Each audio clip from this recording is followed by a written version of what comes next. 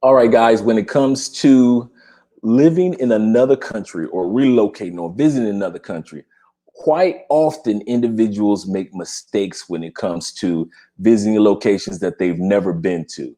But we're going to talk about what individuals can do when it comes to when you're American and you're either relocating or you're visiting another country. My name is Andre, and you are watching Love Crossing Borders TV live. We're excited about it. You know, Andre is in the room chilling. Today is Friday night, drink in hand. Normally, as you can see, we got the little bar set up back here. But today, I'm just drinking water today, just drinking water. Wasn't in the mood for a drink, but whatever you're in the mood for drinking, you drink. It's Friday. We're all just enjoying ourselves. Why are we helping form? Because this is Love Crossing Borders. This is Love Crossing Borders channel. This is not mostly money, Rebecca. So, and shout out to Rebecca. I'm glad that you made it. Rebecca said, why are we helping foreign countries? I don't even know why we're helping foreign countries. I will not understand that. But we're definitely going to be talking about, and shout out to Felicia. Welcome, Felicia. I'm loving the hair. I meant to tell you that earlier. Loving the hair. Give you guys a few minutes to come into the live stream. But we're going to be talking about this because recently, we know quite often individuals travel all over the world. We know that even during the pandemic, there's still traveling going on in different locations. So what we're doing is we're going to be talking about how to behave, how to carry yourself when you're in other countries. As many of you already know, I live here in Cali, Colombia with my wife, Andrea. And we just trying to make sure that everybody enjoys themselves and have a good time when they're in these other countries. But first of all, we're going to talk about how people look at Americans. How do they perceive us? What do they think about us when we're in other countries? And there's only two things that they see us as. And we're going to talk about what those two things are. And we're going to talk about some of the things that we can do to be safe in these other countries or not put ourselves in detrimental situations in other countries. So that's the topic for today. We got 6 people here so far. Make sure that you click the like button and that invites other individuals into this live stream. Let me know if you can see me. Let me look at my phone, see if I can see myself clearly as well. I haven't logged in to make sure that the stream is correct. Oh yeah, let's see. Let me make sure I have the volume down so I don't have it loud once I turn it on.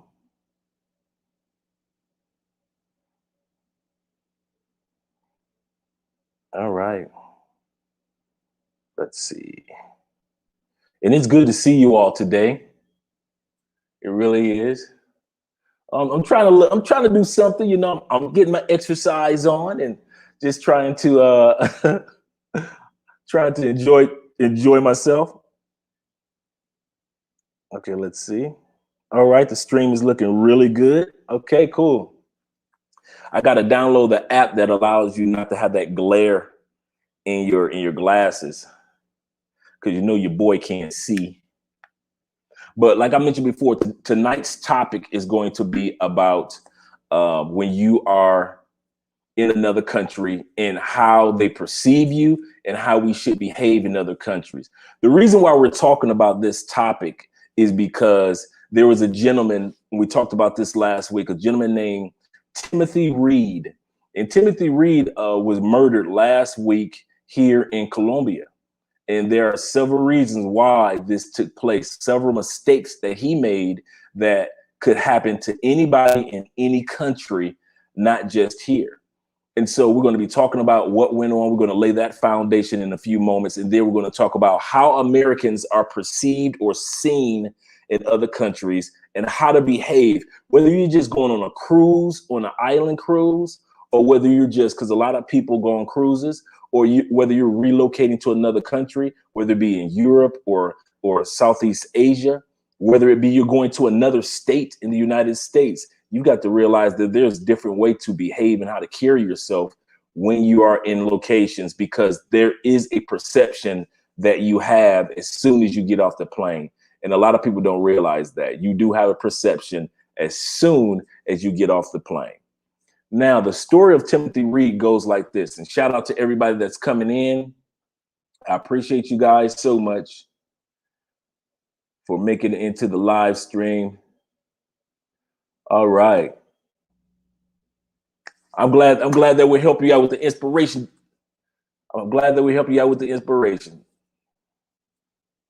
All right. Yeah, I'm trying to keep it looking good. Okay, Timothy Reed was an African American, graduated from Morehouse Great School, saved up his money, had at least $200,000 to spend on here in Colombia on real estate and business ventures. He came here in December and got here, opened up his business bank accounts, and did all the right things that you would think as a future relocator to here in Colombia. You would think that he did everything correctly. You thought that nothing could stop him. He was on top of the world. But the sad part was with Timothy Reed, what ended up happening is months later, which is this month, he ended up losing his life by assassination. And so you're wondering, how is it that an American in another country gets assassinated? He didn't get robbed from the news reports. He actually was assassinated. So here's what happened with Timothy Reed. Timothy Reed, the first mistake that he made was going into the wrong areas of that particular city of Barranquilla. He was in the slums of the slum areas. He had met a girl online. She lived in the slums. And so he actually relocated his business. He located his business in the slums. And actually he took 200,000 American dollars, which is worth like almost, you're getting close to 100 million pesos. That's a lot of money here in Colombia, a lot of money. The average Colombian only makes between $250 to $450 a month. And I'm talking about good pay. So for an American to come to a country with $250,000, A, and then go to the slums, B, is a bad recipe. So no matter what country you go to, Italy, whether you're going to Argentina, whether you're going to Brazil or Thailand or one of the Caribbean islands, the fact that we are flashy is not a help for many of us. Yeah. Me and Ace was just here a couple months ago too. He's in Argentina. I mean, he's in Ecuador right now, but he was just here a couple of months hanging out at the apartment. So, because he always gets a place that's down the street from here. So the other mistake that Timothy Reed made is he had the wrong person in his life. Even though he may have really enjoyed the company of the person who he was with, the fact that she did not warn him, this is not the place for an American to be, it goes to show you that she did not care enough about him. I know, real brother. We can't wait to see you guys too, man. Can't wait. Yeah, I'll have my $250 to $450 a month on deck. And that's a lot of people don't realize that $450 goes a long way. Like our apartment is with washer and dryer unit, 2-bedroom, 2-bathroom. What else we have? Cable, Wi-Fi, all the bells and whistles, security. We live in a really quiet suburban area, and we pay like depending on the rate of the dollar that month, we pay like $360 a month, and that includes everything.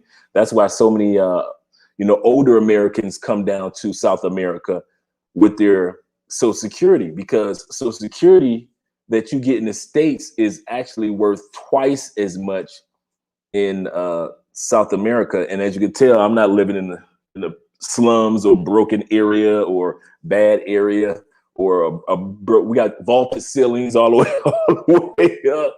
We got chandeliers. So yeah, for $360 a month. So that $450 can open up some doors for somebody each month. And we're considered the upper middle class. So in the case of what's up, fam? Just stopping by. I'm glad Marshawn, we're talking about, and Marshawn's been here to Cali a few times. He's been to our home during Christmas and everything. Good man. And what we're talking about, Marshawn, we're talking about Timothy Reed once again, how to carry yourself in another country, because as soon as you get off the plane, there has already been a perception of you laid down. As soon as you get off the plane, you haven't done anything, you haven't said anything to anybody, but there is already a perception of you in many countries as soon as you get there. There are problems going on, like in the case of Timothy Reed, who died in bed in Kia. He made some investments in a bad area. The people that he was buying the land from, he didn't do the proper paperwork. At the end of the day, by the time he did it, he had already given the people the money, the 200,000. He bought a couple of apartment buildings and a restaurant. He kicked the people out that were working in the restaurant for years, kicked them out so he can open up a soul food restaurant in Colombia.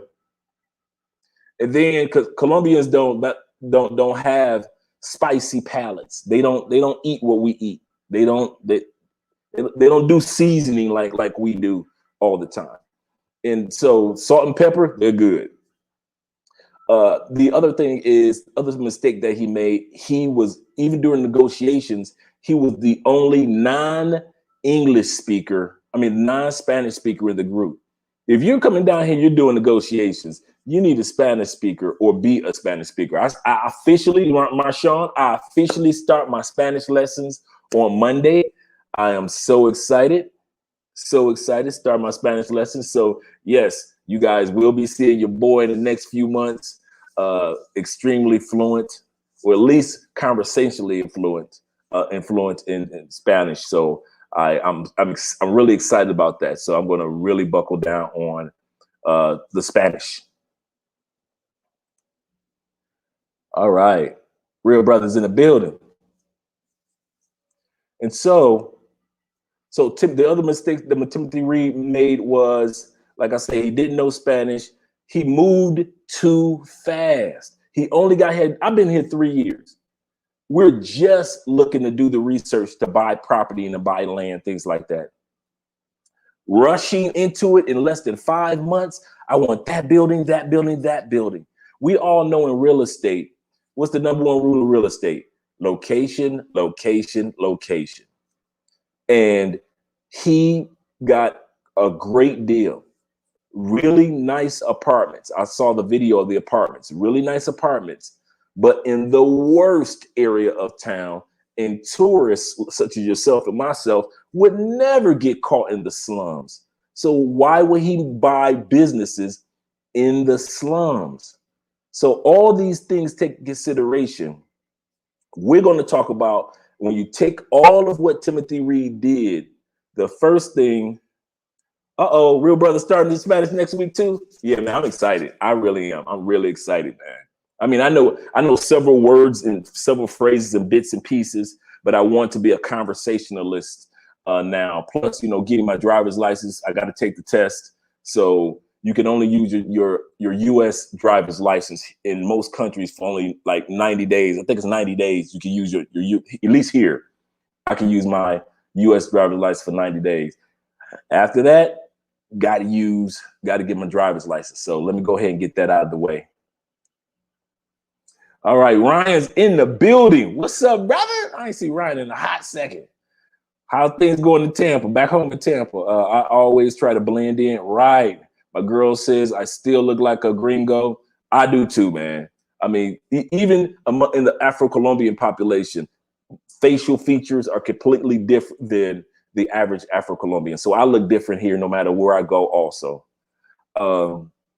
What do you recommend to new travelers do to blend in with the locals in the first month? That's a great question. We're going to start off with perception. As soon as you get off the plane, what are most countries thinking about when they see an American, gringo, or American, whatever they want to call you, in a Yankee, whatever it is? What do they think of you as soon as you get off the plane? You haven't done anything. You haven't said anything. This is what they think of you. Two things. They think that you're either a money machine or an asshole. I want to say that again.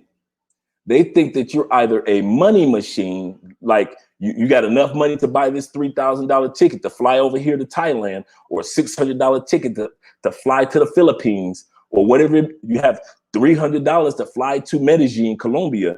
If you have that, then you are a money machine, because they realize, and all they have to do is Google how much does it cost to fly from Chicago to Medellin, Colombia. And they're like, wow, that is the equivalent to a whole month's of payment for a lot of people. So at the end of the day, I don't know if you guys can hear outside. Let me close this. Excuse me. So at the end of the day, because outside they're still doing the protests, because they're supposed to be raising taxes here. So the people are actually doing protests. Some rioters, looters here and there, but the most is they're trying to keep a peaceful protest. But at the end of the day, though, that's how people see you as soon as you get off the plane, no matter what country we've done that to ourselves.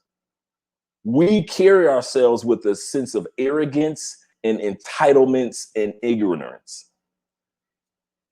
Arrogance, entitlement, and ignorance. Those are the three things that many Americans do right in their first month when they get off the plane. So what we have to do is, when you get off that plane, you've got to overcome that perception. As soon as you check into your Airbnb, they've got to know that you're not an asshole and you're not a money machine. They can't get over on you. Most countries are negotiation countries. In other words, if I'm buying a cell phone from the mall, you can negotiate. If you're buying a shirt, oftentimes, if you're buying it from one of the booths, you can negotiate, because they're going to raise the prices on you because they think that you're a money machine. So for a person, when they first come within that first month, that's their goal, to overcome that perception. I had to do that. I had to do that with Andrea's family. They automatically thought, oh, he's an asshole. They didn't look at me like a money machine. They already got their own money. But they did look at me like, is he the American? Is he rude and disrespectful? Is he arrogant? Those are some of the perceived notions of me before I even walked in the house. And then her dad met me and was like, oh man, he cool. All right, he good. But other than that, Americans are automatically perceived in most countries as either you're an asshole or you're either a money machine because you could afford to fly over the pond. So those are some of the things that we have to overcome. Let's see. You said, don't forget to like and share. Yes, guys, make sure that you share this broadcast. We're only going to be an hour, but make sure you share this information. Well, I can't say it's going to be an hour. It's Friday night. If you ain't doing anything, I'm not doing anything. We're on curfew right now here in Colombia, so everything in Cali shuts down at other than the protesters, shuts down at 8 o'clock anyway. So, and we're an hour behind you guys that are out east. Super Bowl champs, I know, right? Tampa. And then you got Julian Edelman came out of retirement so he can go down there. They rebuilding the New England Patriots in Tampa. Why did they have to wait until I move to have such a great team? Okay, Ann and I will be back when things cool down. Great. That's what's up, man. That's what's up. Andre, be patient with yourself. Learning Spanish takes time. I really am. I'm currently learning. Cool. The benefit that I have with learning Spanish is this. I live in a Spanish-speaking country, so it's already instilled the sounds and the pronunciations and enunciations, and seeing it all day long is already entrenched in me. All I need is a tutor and direction to bring all that out into everyday conversation. So that's the cool part for me. Also, Colombia is considered by like the International Linguistics Organization or Association. Colombians are considered to have the most perfect Spanish in the world. A lot of people come down here just for 6 months, 4 months, just to learn Spanish by way of Colombia, because they really pronunciate the word correctly. and they really emphasize on proper pronunciation of the word. It's not like DR where they speak like a rapid broken Spanish, like in Dominican Republic. It's not like that. But yeah, Colombia is actually, a lot of people don't know that Colombia is considered the most perfect Spanish speaking country in the world. So I'm excited about being here and learning Spanish from living here. I found out about that like 2 years ago. Make sure you guys click the like button, like Marshawn said. Greetings from Ohio, Bruce in the building. Glad to see that you made it here, Bruce. Our topic tonight is how Americans are perceived in another country and how to overcome those stereotypes. So one of the first things that a person wants to do is make sure that, like I mentioned last time, make sure that you're around the right people. A lot of times, I don't know what it is about people, like when they go to another country, they like to go to the slums. If you don't go to the slums or in the ghetto or the hood of your own country, don't do that when you come to another country. Don't go to Rio because you saw Fast and the Furious and they were in the slums and they were able to do that. Don't go to the slums because you saw a music video with whether it was Michael Jackson video or whether it was Snoop Dogg video in Brazil, and they were able to be in some of the areas that you wish that you could go to. You're not Snoop Dogg, you're not Michael Jackson, and you're not making a movie. You're not. So therefore, you have to carry yourself in a different way than they do. You don't know who to talk to in those areas. You don't know how to get into those areas. And if you're traveling by yourself, it is not safe because you might not make it out of those areas, such as Timothy Reed did. He actually went into the slum areas of Barranquilla, tried to establish a life in the slums. I'm going to repeat that. The biggest mistake that Timothy Reed made before his death last week was this brother tried to establish a life in Colombia, but in the slums.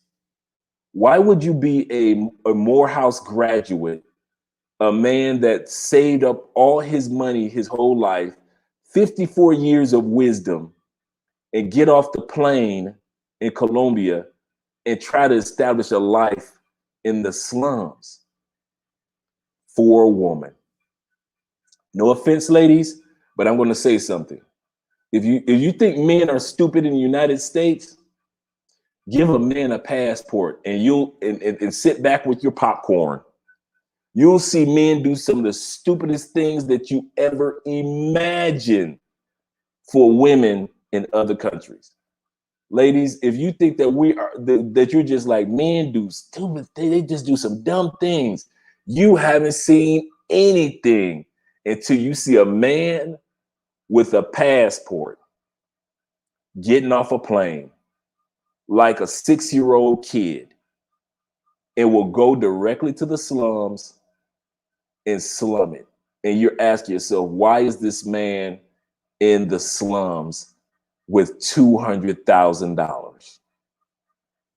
This is the idiocy that people see or perceive Americans as. So the first thing that you want to do, make sure you have the right people on your team that'll warn you, do not go to those bad areas, because that is stupid. My first 45 minutes in Brazil outside of the plane was people watching out the seat of care. The seat of a car, care. I hope I pronounced that right. Yeah, but no matter your first few minutes getting off that plane, there are people waiting for you. Even the taxi drivers are waiting. One taxi driver will give you the proper costs to get to your Airbnb or your hotel room. Another taxi driver may charge you 20% more, and you don't know any better. I remember when I first got off the plane here in Colombia, in Medellin, years ago, right? And I get off the plane, I don't know any Spanish, right? Taxi driver comes up to me and says, 85,000 pesos, which is about 20 bucks, right? To get to where I need to get to. Now, in the States, As far as I drove, it was like 45-minute drive. For 20 bucks, that would have been an excellent deal, because there is nowhere in the States that you can't even get an Uber to take you 45 minutes away for just 20 bucks. And so, at least longer, taxi. But I called Ace. I called Ace Live. I said, Ace, I said, how much did it cost for a taxi? He said, man, pay that man 70,000 pesos and get on over here. Because my hotel just was so happened to be right around the corner from his apartment at that time period in Medellin. And so I told the dude 70,000 pesos. And he was like, okay.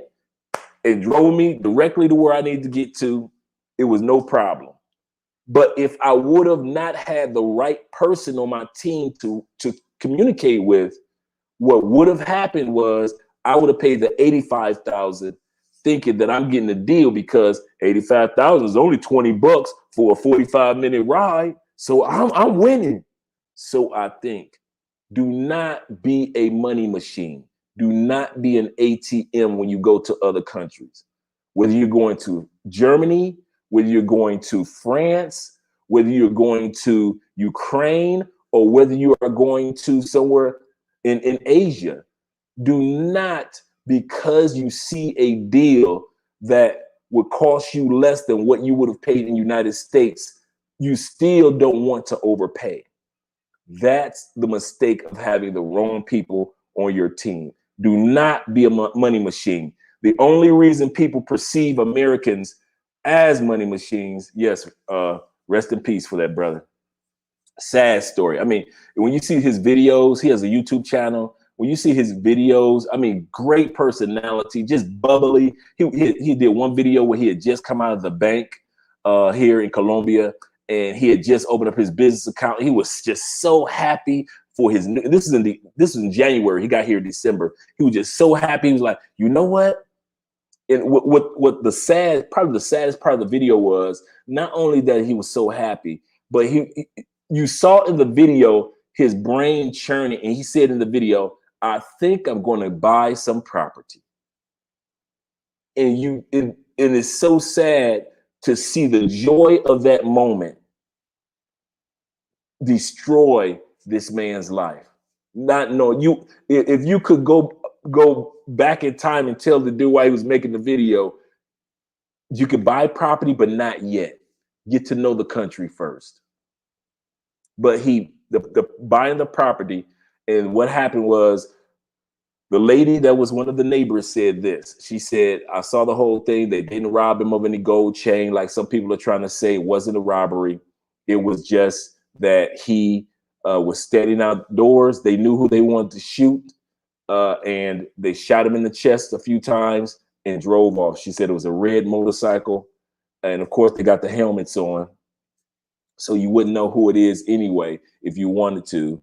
But it's so sad, because he was making too many changes, and he was kicking people out the apartment building that were family members of the previous owner. So they probably been there 4 or 5 years, get a great deal on the rent, and now it's a new owner, and you got to get the hell out. So all of this taken into consideration made for a bad stew for Timothy Reed. It just was too much. He was just trying to do it definitely was a hit. They didn't shoot at anybody else. They didn't aim at anybody else. Like the lady said, I was sitting outside in my yard. Why? She said, when it happened, I saw the whole thing. She said they didn't steal a chain. They didn't walk over his body. It wasn't a hit like 19 bullets of passion. In the States, when you see somebody get shot several times, you like, they knew that person. But in this case, it was 2 shots to the chest, pop, pop, and they pulled off. But social media tried to say, well, he got robbed, or he got set up, or blah, blah. No. What it was, he was in the wrong area. And the sad part was, as I keep saying to guys, if the woman that you're with is from the slums and she doesn't tell you to stay out of the slums, you need to get a new woman. This is Colombia. There is no scarcity. Thailand, there is no scarcity. Ukraine, there is no scarcity of beautiful women. Same thing with you ladies. This Colombia, there is no scarcity of handsome men. There is no scarcity of handsome men in Brazil, handsome men in Europe, handsome men in parts of Africa.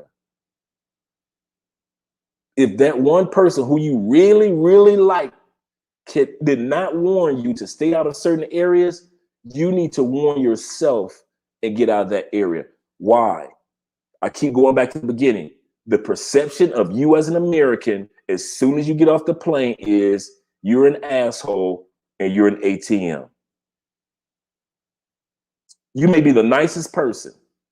You may be the nicest lady, but but Americans have played themselves, whether it be in social media, whether it be in mainstream media like the movies or television shows. We've carried ourselves with the air of arrogance in so many movies and so many television shows and so many situations when we travel, that the rest of the world automatically sees you when you get off the plane, not even your color, just you. When you get off the plane as an American, they see that passport, they're expecting to see an asshole or an ATM machine. And you could be with your family.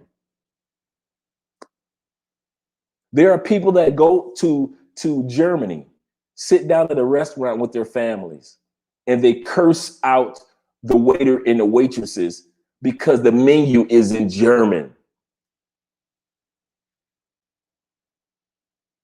You're in Germany. What were you expecting? There are individual couples that have gone to Italy and been kicked out of restaurants because the menu was in Italian. What were you expecting? There have been Americans that have rented Airbnbs. Just recently, they just found the body of a guy in Puerto Rico. Why? Just recently, this like over the last 2 days. Why? American citizen from the States. Because so many American citizens over the last 3 or 4 months who have gotten stimulus payments have used that money to take vacations to Puerto Rico. The island is a part of the United States, is not too far away, tropical island, beautiful people, so forth and so forth.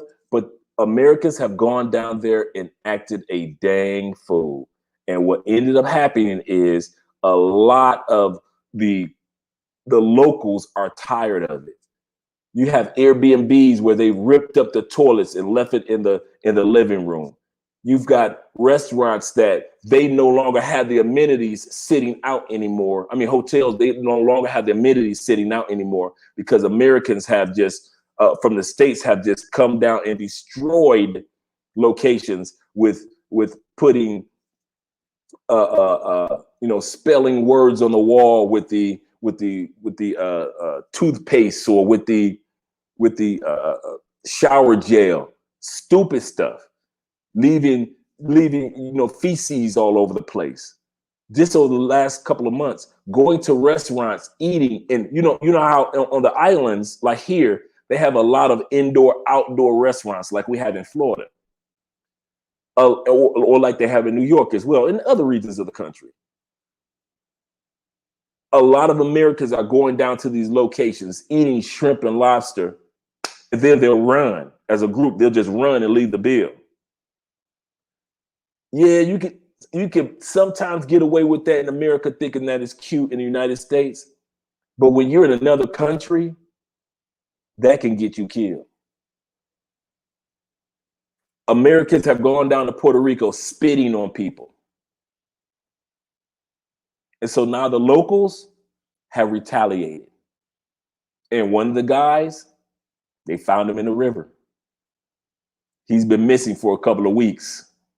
And they just found him, I think today or yesterday. Just because of those two perceptions. You're either a money machine or you're either an asshole or both. So make sure, number two, when you go down to another country, to change that perception, because as soon as you get off the plane, I give you another example, another story. Because as soon as you get off the plane, they're expecting you to be this.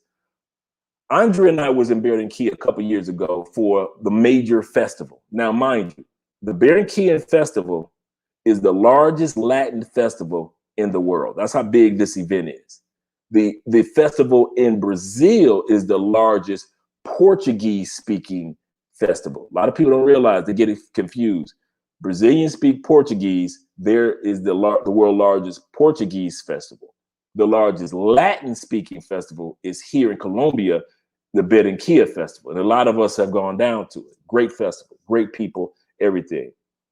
When we went to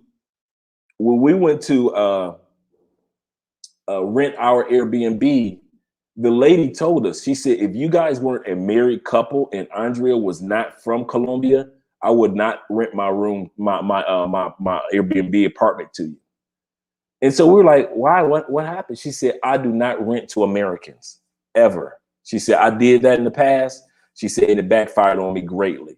And they destroyed so much. She said, I will never rent Airbnb to an American again. She said, the only reason I'm doing it is because you guys are a referral from a good person that I know. She said, and you're a married couple, and Andrea is Colombian. So she already knew that that Andrea will make sure that this place would be protected for her own country. We have assholed our way out of a lot of locations in the world as Americans and don't realize it because we're such arrogant, and we're perceived as, let's put it like this, because we're perceived as being arrogant, and we're perceived as being assholes, and we're perceived as being money-making machines. We're too naive to take the time out to think that, wait a minute, why am I being perceived before I even got off the plane and said anything? Because the last Americans did so much damage in other countries. It used to be a time when you could be arrogant and say, I'm American, and people were interested in you. Now that's not the norm anymore. I don't even say I'm American anymore. I barely whisper I'm American because it doesn't have that regalness anymore. It doesn't have that, he's an American, let's learn things from him. No. Let's speak English. I want to be around you. It used to be like that. Now, when you say you're American, they look at you like with a COVID-19, like, so you're the country that doesn't wear masks, huh? Or they look at you like, so you're the arrogant or the assholes or the money machines. Okay, you would catch that type of smoke here in the United States if you did that. And would you do that here? Absolutely correct. That's a great point. I always say this. Everybody know me for this. Do not leave your common sense in customs. Do not leave your common sense in customs. And a lot of times, guys would not do certain things in the States with certain women. You ladies, you know that certain guys, certain types that you would not even allow in your circle at home. You get to Jamaica and you let low-life men have your time. I don't know what it is. He's so tall and sexy and blah, blah, blah, blah. But he's taking you to the slums of Jamaica, the slums of DR, the worst places. He's going through your wallet while he sexed you to sleep. And ladies, he's going through your purse while you're sleeping. You had 200,000 pesos in there, which is like $40, right? Now you got 100,000 pesos after he's gone, and you wonder like, what happened to your money? But the sex was so good, you dare not say anything to him about that missing money. But go back to the States, you wouldn't dare let a man be in a position where he's going through your purse. You would never let that type of man into your house that you would question, would this man go through my purse? But yet when you get to another location in the world, you see these chiseled faces and these cut up bodies, and they're so much fun, and you hear the accents and they're saying all the romantical things to you. and you let your guard down. But if you were back home, you wouldn't dare do that. No matter how handsome or attractive a man was, you wouldn't dare do that. Same thing with you guys. I see it all the time. I see guys let women do things and get away with things here in Colombia that they wouldn't dare let a woman in the United States imagine getting away with. So you're absolutely correct. When this guy, Timothy Reed, rest in power, if he had carried himself in the way that he would normally carry himself in the United States, because quite obviously he wasn't foolish in the United States. Why, Andre? He was wise enough to be able to save up $200,000. So he wasn't an ignorant person. He graduated from a prestigious school. So he wasn't stupid. Great personality from the videos that we saw. So he wasn't a sad sack or depressed person. But he left his common sense and customs. And that's the mistake that a lot of guys make. Yeah. Americans are behaving like that in Puerto Rico, behaving like that here. So let's put it like this. I meet a lot of people that come down here to Colombia from the States. But most people that come down here from Colombia, from the States, I do not want to meet you. I repeat, don't come my way. Some of the behavior of some of us when we get off the plane is just juvenile, beyond juvenile. Because if you did it as a juvenile, you end up in a juvenile center. That's how childish and foolish some of us are when we're leaving the United States. Nobody can tell you anything. You think because your money is worth more than the other country's money that you are royalty with your ATM card or with your bank card or with your credit card, and you're not. You know that back in the United States, you're just a regular 9-to-5 working person, got your home, whether it be apartment or a house. You're just a regular person that's paying car notes, paying insurance, taking care of your family. You're just a regular person in the United States. You get your tail on a plane, you land, and you walk in the perception of the asshole or the money machine because your money is worth more. And you end up getting the results of that, and you wonder why. Just trying to make sure that the stream is going good. Let me know if I pause or anything, guys.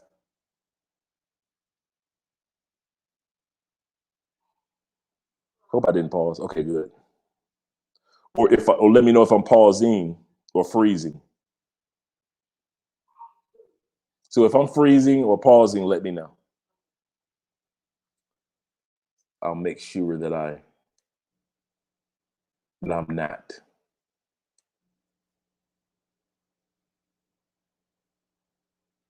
Okay.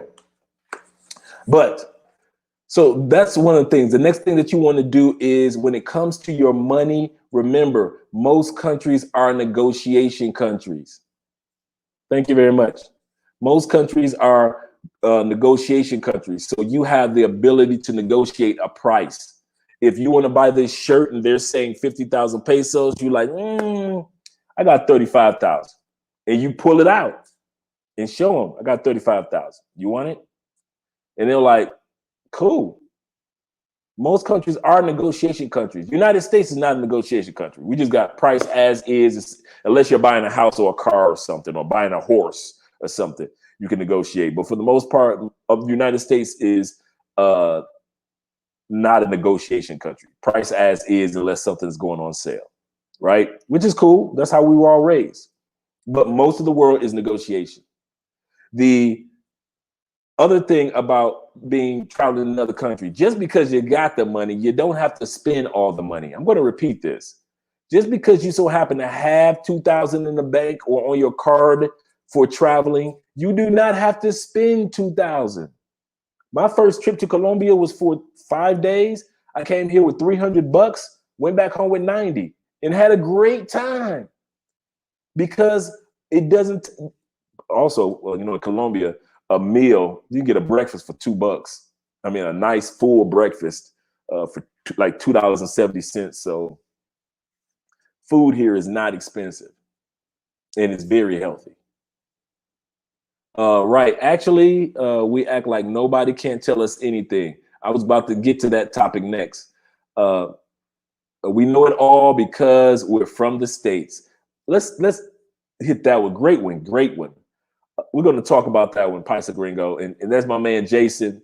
And you guys can hit up Jason on his YouTube channel, Paisa Gringo. He knows so much about Medellin, Colombia. He's been here. He's been coming to this country since the early 2000s. So he is definitely a channel that you guys want to follow. I remember I followed his channel and learned how to open up my bank account that I have here by watching him open up his bank account. And he's absolutely correct. We make the mistake of no matter what goes on, nobody can't tell us nothing. Sir, we don't dress like that here. Well, I'm American. I can do what I want. You can't tell me anything. Well, sir, we don't take sandals in our establishment. Could you go change your shoes? What?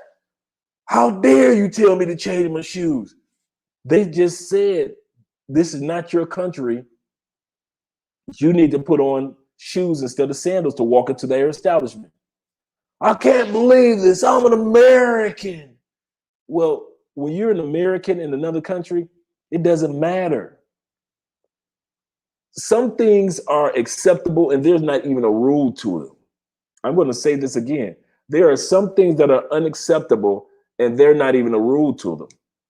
There's no laws. For example, in Japan, it is frowned up on to argue in public. There's no law against arguing in public, but it is extremely frowned upon to argue in public. In Colombia, it's considered rude to be at a restaurant, eat your meal, and get up and leave immediately. Whereas in the States, you know, you got people waiting for your table. So we eat, we pay, we may stay for a few seconds, then we're out because we know there's like so many people waiting outside to get in the line to get into this place to get our table. Where in Colombia, that's frowned upon. You're expected to enjoy your meal and afterwards converse and have a conversation. In, I believe it's Argentina or Chile, it is expected that when you walk into a bar, you sit down with a stranger. You sit at a table with a stranger and you enjoy your drinks. It's nothing foreign about that. It's expected that if there's chairs, there's room. There's enough room for you. We got a chair here. Pull up a chair. In parts of Japan, is like that. They actually have a table, one table for the whole bar in some of the parts of Japan, and just chairs sitting around the table to where strangers have to converse and get to know each other. There's no law, but it's expected. When you're here in Colombia, wearing camouflage in some areas is the rule, some areas it may not be, but you'll never see that here in Colombia. Never. Colombia will, unless you are part of the guerrillas in the jungle, which is kind of like the paramilitary anti-government people, or you're the actual military, you can't, you won't see no Colombian walking around with that stuff on. But if I tell you, bruh, you might want to take that off. And you tell me, you don't know what the hell you're talking about. I'm American. I'm black. I'm from the hood. I'm going to let you do what the hell you want to do because you a grown man with and grown woman with grown people money. But I'm going to let you know, if something happened to you, you won't see me shed a tear because I already told you. You won't see me looking surprised because I already told you. And I'm going to tell you something. Colombia and Dominican Republic and certain locations in the world, they're not set up for incarceration, comfortable incarceration. You know how in some areas of the United States you get incarcerated downtown Tampa. The walls are still somewhat white. They got the fancy fingerprints and they've got the nice little, put your back up against the wall, brand new cameras, the uniforms are all clean and because we are an incarceration country. So we spend so much money on incarceration. We even have the buildings that have proper lighting and everything else, right? It ain't like that in Colombia, dog. All the movies that you saw where it looks crazy in the prison, and it's like it looks like one big cell with no chairs, no bench, just floor and dark, like a warehouse. And it's like 600 people in there. It can only hold 60 because most countries are not set up for incarceration like America is. So if you get incarcerated in Colombia or in Italy, or you get incarcerated, it ain't like the movies where they show you where there's a nice prison cell. No, it ain't like that. It's far, far, far worse. And I like what Jason was saying earlier today. He said, if you get incarcerated in Colombia, you're not only surrounded by people with COVID-19 in that jail. You got people that have tuberculosis. You got people that got all type of diseases in that cell with you. When all you had to do was just follow some advice. That's one point. When you get to another country, if you don't want to be perceived as the asshole or the money machine, follow the advice of others that either live there or the advice of others that have been there. That's why I say go to Paisa Gringo's channel, because he's been going there coming here a lot longer than I've even lived here. So when it comes to Medellin, he can give you the 411 on how to truly have a great trip in Medellin. Terry's in the building. Okay, I'm freezing. Let me see if I change the Wi-Fi, if that'll help. Guys. And let me know if that helped. I know I'm going to freeze for a split second. Hopefully that helped out.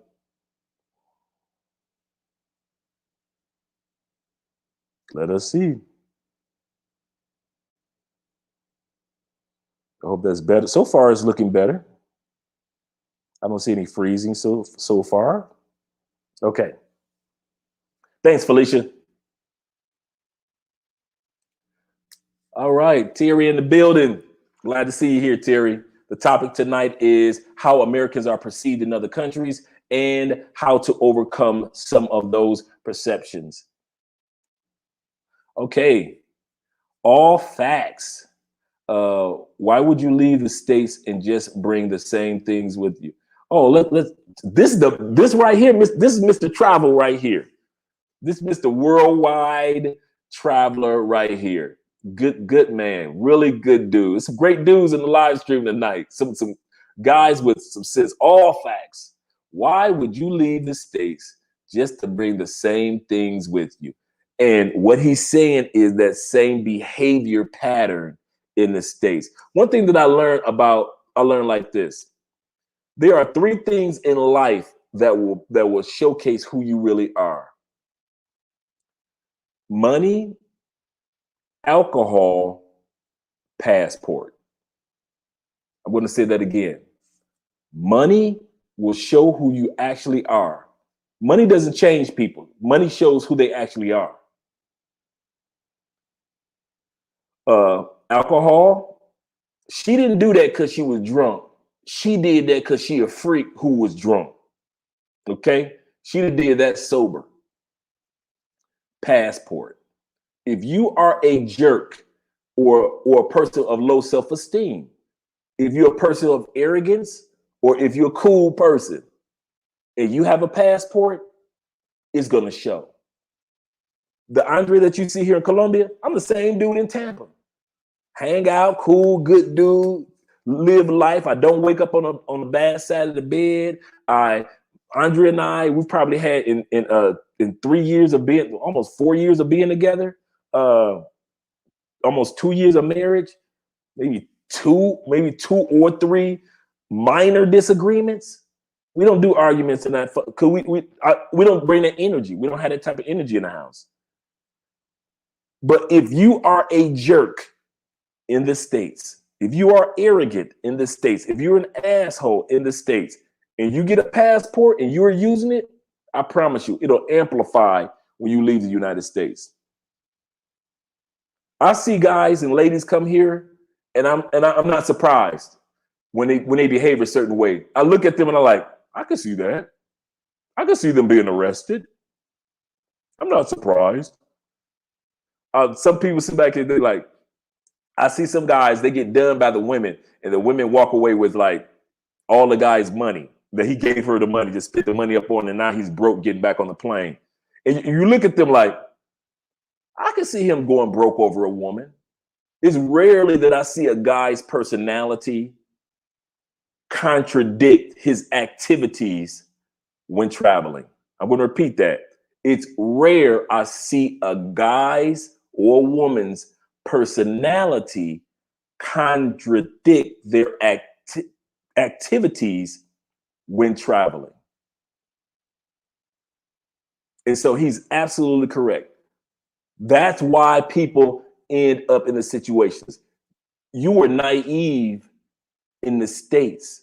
You come to Colombia or to Brazil or to Ecuador, to Mexico, and you still do stuff out of naiveness or idiocy or stupidity or arrogance, and nobody's surprised.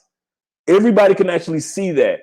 If you're an asshole in the States, when you come to another country, nobody's looking at you with surprise, like, why? He's such an asshole. You're like that in the States. It's just amplified with your passport, just like money amplifies things, just like alcohol amplifies things. It's not a surprise. Okay, Terry says, sorry I'm late. Just got off work. I hope you had a great evening at work, Terry, and glad that you made it here. Like I said, the topic that we're talking about is how to overcome the perceptions of Americans as we travel. The top two perceptions of Americans before you even get off the plane, no matter what part you're getting off the cruise ship and you're minding your own business, you're getting off the plane, you're minding your own business. You are the nicest person there is, nicest young lady, nicest gentleman, whatever it may be. But before you get off the plane, the perception of an American is you are an asshole or you are a money machine. And so how to overcome those false perceptions, because those false perceptions are dangerous. Those two perceptions have gotten more guys robbed, gotten more women hurt or robbed, have gotten, and I mean your feelings hurt because you thought that guy really liked you and he actually just wanted you because you spent money on it. Ladies, don't think men don't realize, statistically, there are more women that travel the world solo than men. Statistically, women travel more overall than men. Statistically, women have a tendency of falling in love in other countries even faster than men. Men do, but quite often men go to other countries to have fun. Women go for a different reason, for the experience, but a part of that experience sometimes is amor. And you fall in love with the wrong person because you think you're going to be in a movie like Stella Got Her Groove Back and that Tay Diggs are going to come back to America with you. And it doesn't work like that. Women have been trying to get their groove back ever since Angela Bassett did it with Whoopi Goldberg back in the day. Y'all still trying to get your groove back. And I'm not mad at you, but do not go there not realizing that these people look at you, first of all, as she's an American asshole, because women do it too, or she's a money machine. So all I have to do is just treat her right and caress her ego, make her feel good intimately, and she'll give me all her money. And quite often it does happen. So it's not just happening to men. It happens more to women more often than perceived. There are Western Union mommies, just like there are Western Union poppies, women that get back to the United States and they're sending money to the guy in the other country. There are Western Union mommy, just like there are Western Union poppies with guys sending money to other countries. Rule number one of traveling: it's never about where you're from. True. It's always about where you are at. When in France, do as the French. Absolutely correct. Absolutely correct. Even though I hear the French people are rude. I heard from several people, I heard French people are rude because if you don't know their language, they expect you to get off the plane being fluent in French. And if you aren't fluent, they're like, how dare you? So I've heard that from several different sources that no offense, France, y'all may have to work on that part. But I've heard that it's beautiful, it's wonderful. But I've heard from about the people, yeah, for the people part, I have not heard any good things about the people of France. Just the country itself, I've heard good things about. Okay, Mr. Travel says this. You might want to subscribe to his channel. It looks like he's got a channel going on. Let me know if you got a channel you want people to subscribe to. Okay, we as Americans are losing face around the world. And now I'm going to stop right there. If he was just a guy that maybe traveled to one or two countries, doing his homework, that's one thing. But for Mr. Travel to make that statement, this guy has been to so many places that when he says something about travel, listen. So I'm laying that foundation out. We as Americans are losing face around the world. We're being seen more and more as fools. That was my next point. As fools, a lot of men trying to get love by leading with their wallets. Yes, as we just talked about, do not make the mistake of leading with your wallet. Let me know, guys, if I'm still looking good. Oh, I am. I'm looking pretty good. I think it's freezing here and there, but not too much. Y'all see I got my little Kevin Samuels magnet and a candle popping off for you. Y'all see my work? Y'all see my work? Got my little Kevin Samuels going on back here for you. But at the end of the day, we definitely don't want to lead with our wallets, because once you lead with your wallet, you can't go back. Ladies, once you lead with your purse and you think, well, I'll pay for the drink, you're on vacation, you know that you got your credit card with the $30,000 limit, you telling yourself like you with your girlfriends, they talking crazy, y'all having fun, drinking margaritas, and all of a sudden, Mr. Handsome St. Jock walks up. And Mr. Handsome St. Jock, he ain't got a pot to piss in. And here you go with your credit card, buying pots to piss in. That's the mistake that Americans make so much. So it's automatically, even when Andrea and I got ready to get married. Andrea and I got ready, I say Andrea and I got ready to get married. Individuals automatically assume that, oh, you married an American girl, you gonna be balling. Y'all about to buy all this. You're the one, Andrea. And Andrea looking like, what are you talking about? My husband's just a regular, everyday working guy, blah, blah, blah, blah. He's not flashy. He's not none of that stuff. So what are you talking about? You're going to be here flying around. Yeah, a lot of stuff we do now, but that's for business. You see us travel, it's part of love crossing borders. We can't be talking about love crossing borders if we never cross borders. So that's a part of our brand. But Andrea and I are really house people. You'll find us at the house most of the time, unless one of you guys come to the country and then I hang out with you guys, or we're doing some nonprofit work here. Other than that, I'm kind of like a house bar person, love my sports. Andrea is a basketball fan, so we enjoy basketball. But other than that, no. All right, but he's absolutely correct about leading with our money. Cool Breeze says, Andre, you are a president. No, I'm in Cali on the other side. For example, here's Colombia. You got let's say Bogota's right here, the capital. You've got Medellin that everybody knows about, but right down here is Cali, Colombia. So I'm closer to where like the Amazon jungle is, right in this region. Ecuador is probably right here. So this is where I'm closer to, like closer to this area. But so you got Medellin is kind of like right here. And then toward the top, you've got Cartagena, Manizales. Not Manizales, Cartagena, Barranquilla is up here, and Santa Marta, the oldest city in the if I'm not South America, is it the oldest city in South America, Santa Marta? Correct me if I'm wrong, guys. I know it's the oldest city in Colombia, but I'm trying to find out if it's the oldest city. I think it's the oldest city in South America, Santa Marta.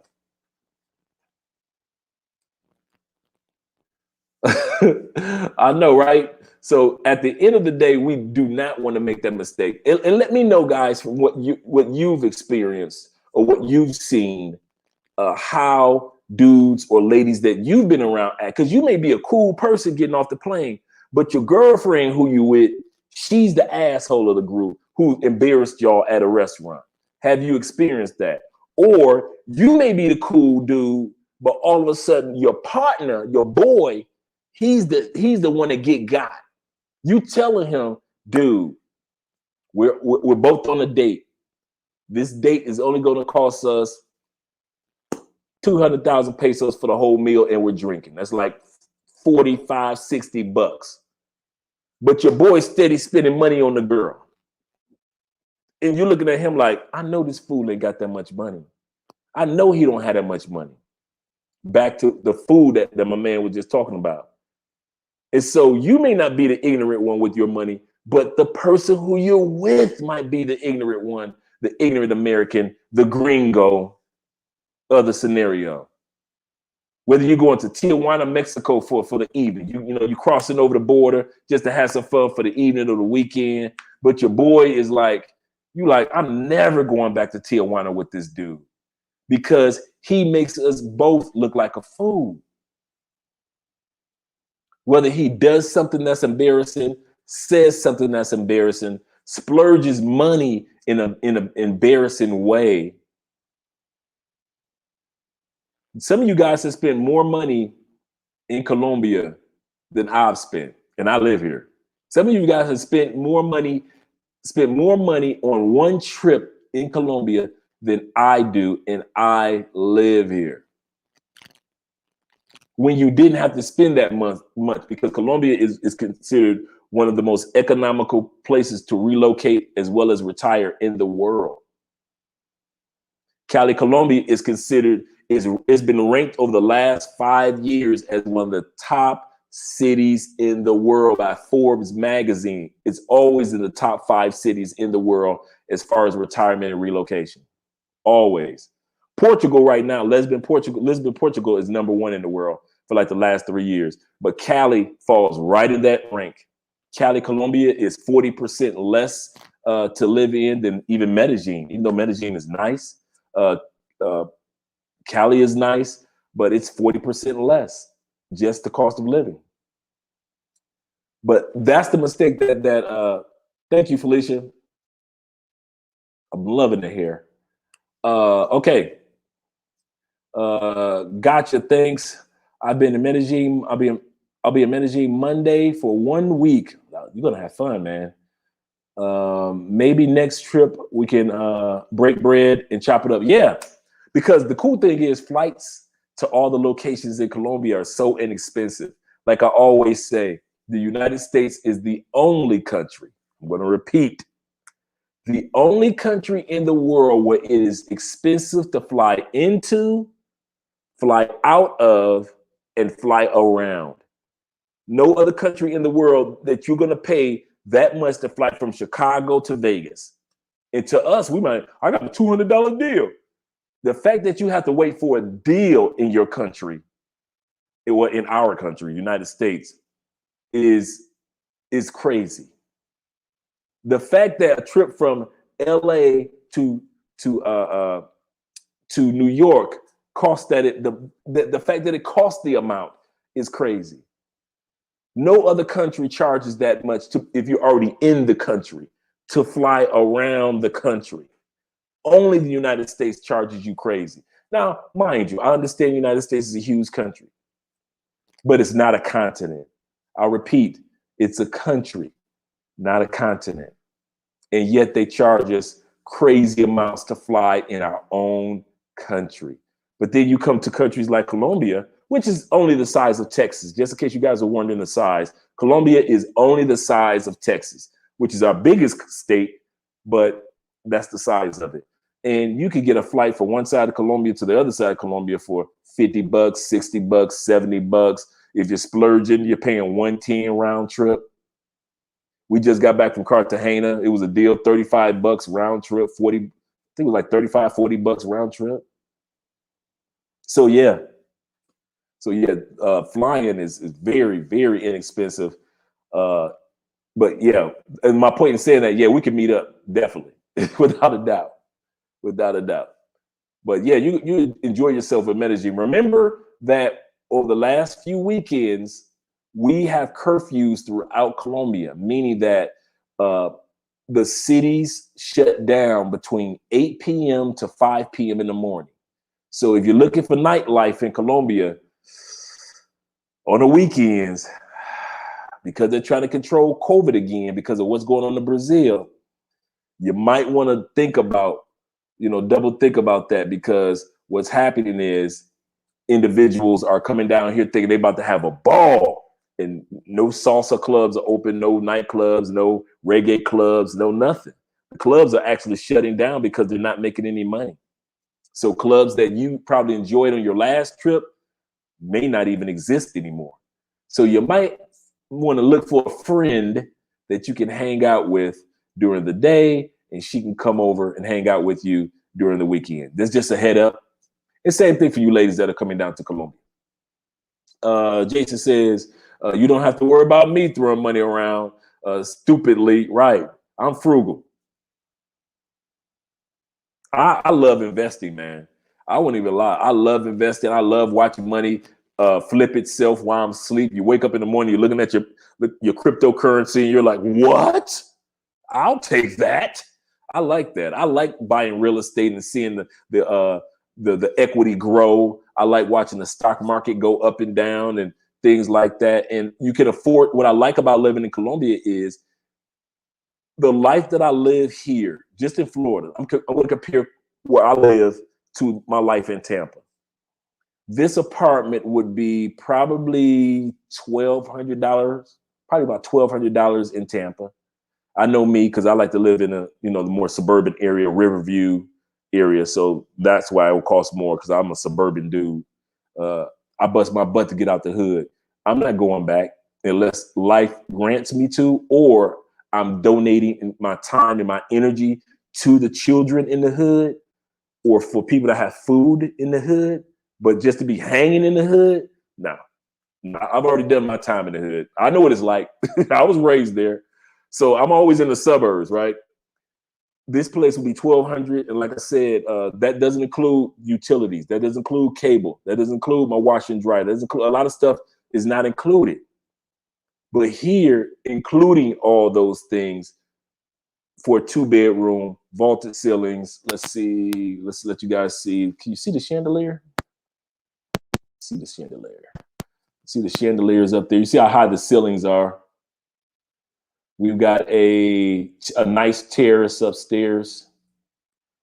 So all those magnets that you see are all the places that we've been to around the world so far. And so we only pay, like I said, wash and dryer, brand new wash and dryer units. Beautiful security, everything. Really nice, old, really nice houses that people own are in this community. Our apartment building is only 3 floors, so it's not like a high rise, but it's beautiful. Anybody that's been here, like Bar Sean, have been to our apartment. The view from the terrace of the mountains, life-changing for only $360 a month for everything, all inclusive. Cable, the whole thing. Hot water. A lot of people don't know that hot water in Colombia is a luxury. There are areas of the city where you're not getting any hot water. And that's in many cities in Colombia. If you live in an area with the hot water, you know, you got your little pinky up with your teacup in their minds. You know, to us, it's like, it's hot water, it's nothing. But to Colombia, like, you over there with the hot water. You know, so yeah. All right. Dave says, "Hey, Dave. Hello, Andre. It's been a minute. I noticed YouTube unsubscribing. Make sure you subscribe, guys. If you haven't had a chance to subscribe to this channel, to Love Crossing Borders TV, it hasn't happened to anyone else. I don't know. You know what? With our larger channel, I noticed that. But first of all, we want to say, and Andre and I are still going to do the video once we get the plaque. We want to say thank you, guys, that we were able to take a brand new channel, mostly money, from 0 to 100,000 subscribers in 8 months. We want to say we are very, very humbled by that. We appreciate you guys so much. We don't just say it. And then to have the same week, this channel go over 1,000 subscribers. And those that don't know the importance of getting 1,000 subscribers in YouTube, it's very, very important, and it's not common. We see so many YouTube channels, but we don't realize we're watching the same channels over and over and over. We're all sharing. But the other like 30 million to 35 million YouTube channels never even hit 1,000 subscribers. So to even hit 1,000 is a big, big deal. That's why we see so many people celebrate it. But definitely, I hope it's not happening to too many people. All right, Ms. Travel says, spending money like you have it when you don't is the quickest way. Boy, you be dropping some gems tonight. It's the quickest way to make sure you never do it. Yeah, spending your money as wise men, and see how much more fun you will have and feel better on the flight back. I did on my first trip to Colombia. He's absolutely correct. Like I said, it was like a 4 or 5 day trip. I brought $300. I didn't know how much to bring, so I brought $300 and you know, got money, went to the money exchange, and went back with $90. It had a great. I wasn't sitting back eating Roman noodle soups here in Colombia. I had a great time drinking and having fun and partying and everything. And after all that partying and having fun and doing tours and everything, I still walked away with $90 after 5 days. If you go to one club in Chicago, yeah, I'm about to put the Chi-Town out there. You go to one club in Chicago and you just having you a good time that night, you're going to spend that $300 plus in Chicago, because you're going to spend at least 25 to 30 just getting to the door. First drink going to be $20 to $25. So, and now you're drinking. Then you looking at the chick like, hey, what you drinking? Or you looking at your boy like, what you drinking? Drink on me, dog. And the next thing you know, your $300 in Chicago is gone. And I was able to take that $300 to come to Colombia and have a great time. Ticket was only $200. So in all, and the Airbnb for the week was like $100 for 5 days. So in all, I spent $600 for a life-changing experience. $600. Some guys spend that on a couple pair of shoes. So yeah, we have to be wise with our money, and you can still have a good time, a great time. David says, this is true. The tickets from KC, from Kansas City to Barranquilla went from 700, well over 1,000. And I just looked, I just looked this week. Yeah. Yeah. The only time tickets are like really, really are expensive. And I'll tell you what the sad part is, David. The bulk of that $700 is to get you from KC out of the United States. And then the Barranquilla part is next to nothing. That's probably the saddest part. Like, let's say that you had to go from KC to Miami, and then from Miami, you know, your layovers in Miami, and then they flew you directly to Barranquilla, or your layovers in Fort Lauderdale, and or JFK. Then they flew to Barranquilla. That part between Kansas City and JFK is the bulk of that ticket. That part from Kansas City to Miami or Fort Lauderdale is the bulk of that ticket, not the part to get to Colombia. That's the crazy part. That's probably the craziest part. It is so expensive for us to travel in the United States. Even though we travel, like I said, my last trip in the United States, I went to the Grand Canyon, like right before I moved here. Okay. I want nothing to do with the hood. No, nothing. I won't even lie to you. You can call me bougie. You can call me a sellout. You can call me, oh, he ain't got his hood card. No. I'm so naive to the new hood. I'm from the hood of Detroit. Even when I go back to Detroit and I see the hoods, I see two things. You ready?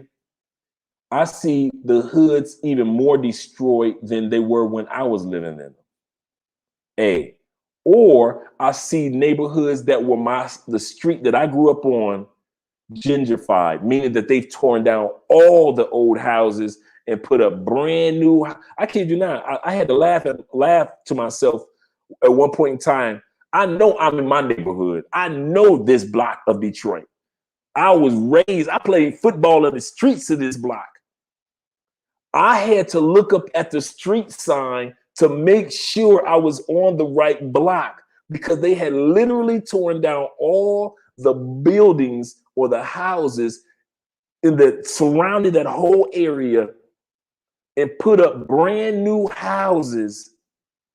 And I'm looking like, if these people knew the history of this block.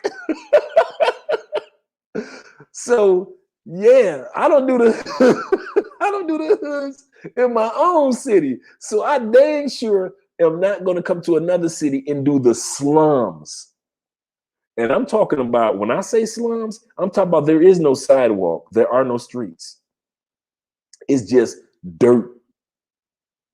I'm talking about when you see on that commercial where it says, for the price of a cup of coffee, you could feed Timmy and his family for a week.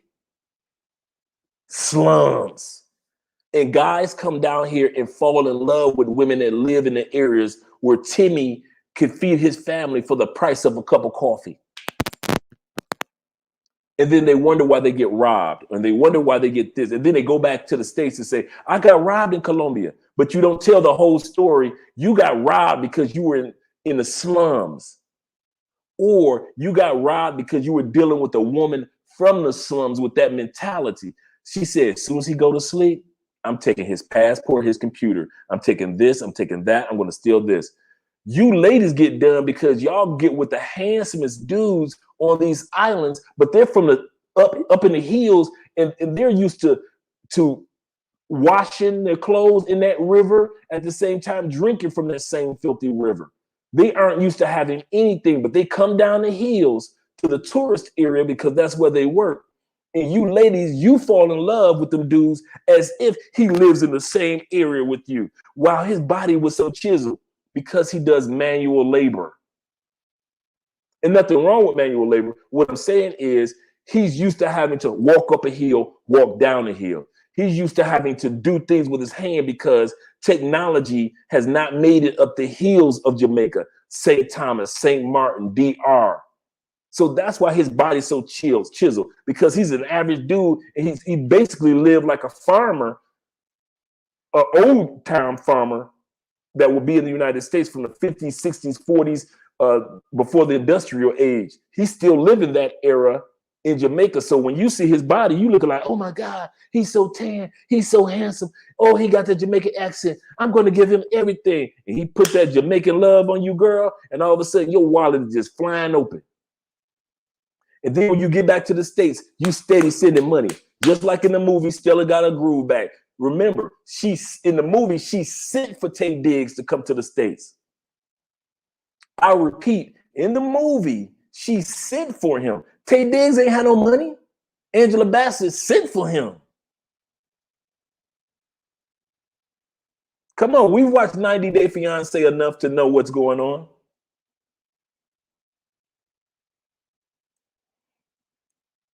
Thanks, brother. This congratulations is for us all of us. You cannot have 100,000 subscribers without us doing it as a team. It's impossible. It's impossible. So yeah, definitely it's impossible. So I appreciate it for us all. Okay. I was in Colombia for 2 months and spent around 2,600, which is not bad. And so much fun. Yes, yes, absolutely correct. Spending more money don't always equate to more fun. Let's let that sink in. No matter what country you go to, France, Italy, Spain, Georgia, Ukraine, doesn't matter where you go to, Iceland, New Zealand, spending more money does not or do not always equal or equate to more fun. Spending less helps me meet real girls, or in ladies' case, real guys for relationships. Absolutely correct. Absolutely correct. If you don't get off the plane acting like an ATM machine, you won't get treated like an ATM machine. But if you walk around leading with your money like you're an ATM machine, what happens a lot of times, and sadly, the worst thing that could happen to you is what happened to Timothy Reed and Beard and Kia. He was leading with his money, he was leading with naiveness, and he was assassinated. Think about it. The owner of the property already had the money. They didn't sign anything legally until like when he finally made it to the notary. But when he made it to the notary, he didn't even know. He was the only one in the circle that didn't know the Spanish. So even his negotiator could have negotiated stuff that he didn't even know about. He was kicking out the family members out of the apartment buildings that have lived there for years. He was kicking people out of the restaurant so he could build his own restaurant. And that restaurant was a staple in that community. And he wondered why what happened to him. And he rushed to buy property in Colombia. And the girl who he was dating was from the slums. And the place where he was buying the property was in the slums. Birds of a feather still flock together no matter what country you're in. If you're a brother that hangs out in slums in the States, that's because, and you come here in Colombia and hang out in the slums, I'm not surprised. I'm really surprised. If you see me in the slums, you better believe I am surprised to see Andre in the slums. He doesn't come across as a slum-ish guy. You won't see me there. I'm not inquisitive about what's going on in the barrios of Rio. I'm not trying to live fast and the furious. No, that's all right. I'm not going to Cuba to be in locations that are not safe. No, I know what areas of Cuba I want to be in. I'm not coming to Colombia to be in unsafe locations just because it's all black, my brothers. Yeah. I see y'all on YouTube, brothers. There are some cool brothers that I've met down here in Colombia, Afro-Colombians, that are about business, that are successful, that are college graduates. I hang out with them. But I'm not going to the slums to get robbed. And the people don't know nothing about me except for one thing. A, you're an American. That means that you're an asshole and a money machine. Sorry. That's all they know of us. That we as Americans, but until you say something to change the perception, as soon as you walk up, hey, this is my boy Andre, automatically their mind goes, he's either a money machine, asshole, or both. Money machine, asshole, or both. Money machine, asshole, or both. No matter what country you go to. That's what you have to realize. That's the perception that as soon as you open up your mouth, you're either going to prove it true or you're going to prove it false. Let's see who's next. All right, Chuck in the building, representing. Chunk out of the east side?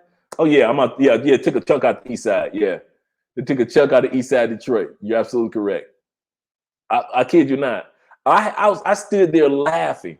I'm standing there and I'm looking at the sign and I'm like, I just started laughing. I was like, They actually took the whole neighborhood, because you know at that time period it had been like 10 years since I come back home to visit Detroit, and they actually tore down the neighborhood and rebuilt it. And I just had to break out laughing, because I'm thinking to myself that these people are living comfortably in this. I say, do these people realize how many ghosts are running around this street? I was like, this, I'm talking about the worst. This street was so bad that it was in the newspaper several times as being the worst and most dangerous street in Detroit in the 80s. And to sit back and to see it look all posh and clean and renewed and revitalized, I was like, okay, Detroit, you like it, I love it. My boy Double A Triple C in the building, straight from Boston. Missing you, bro. Hey, we went to Will's the other day. Had your favorite, the big fish. Oh, I took Andrea for the first time because my uncle came down. My younger uncle, he came down to Cali to hang out with us, and we all went to Will's, had the big fish, and I thought about you, brother. So whenever you make it down, man, you know we got to eat.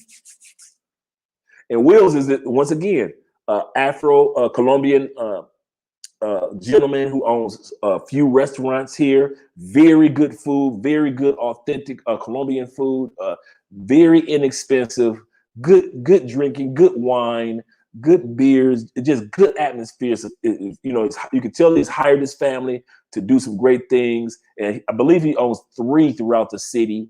And just really, really, I think I'm going to drop his video tomorrow, the video that you did. So I'm going to drop that video because it showcases his restaurant. But really good guy. And so that's how you do it. When you come to these other countries, no matter where it is, your perception is already laid down, and how you behave is going to prove it true or false. Dave says, screw that, screw that. I'm not shelling out cash. That's right. That's like going to the casino and all risks, no reward. I mean, even for dudes that come down here and want to have some good time with the ladies, and you guys know what I'm talking about. Even if you want to come down here and have a great time with the ladies, that does not mean that you have to blow all your money because you're having such a good time with the ladies. Do not make that mistake. Do not get caught up and make the mistake of coming down to a country. She is so gorgeous. I'm gonna tell you something. Mr. Travel can attest to this, and Dave and Double A Triple C can attest to this. There is no shortage of attractive women in South America. I'll repeat that.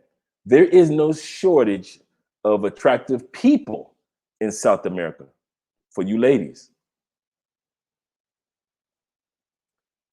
You know how we do in the States, fellas? When you see that one chick in the mall, she hot, like, oh my God, she killing it front and back. You like, she fine. I gotta go holler at her. Cause you think like, I may not see another one like that again for a day or two. So let me go holler. Let me go see if I can get her phone number, right? Here in South America, you ain't gotta worry about that. You'll see one that walks past and you be like, oh my God, she's so blah, blah, blah, blah. Less than 5.2 seconds, you'll see another one that looks either equivalent to her or better than her. There is no shortage from 6 to 60. All the way, there's no shortage. Well, maybe I should say 26, let's say, or 18 to 60. There is no shortage of extremely attractive women in Colombia. You have women from Brazil, Bolivia, Peruvian, the Colombian, and Venezuelan here, as well as women that come from Costa Rica here in Colombia. Colombia has over 85 cultures. It's one of the few countries in the world that has the level of cultures that it has, from the indigenous Colombians that live in the that coming out of the Amazon jungle, the indigenous ones, all the way to Lebanese women such as Shakira, who is Colombian and Lebanese. So it's so diverse when it comes to gorgeous women, you don't have to feel like if I tell this one no, I'll never meet another. It'll be days. I'm only here 5 days. So if I tell her no, I might not see another one. No, bruh.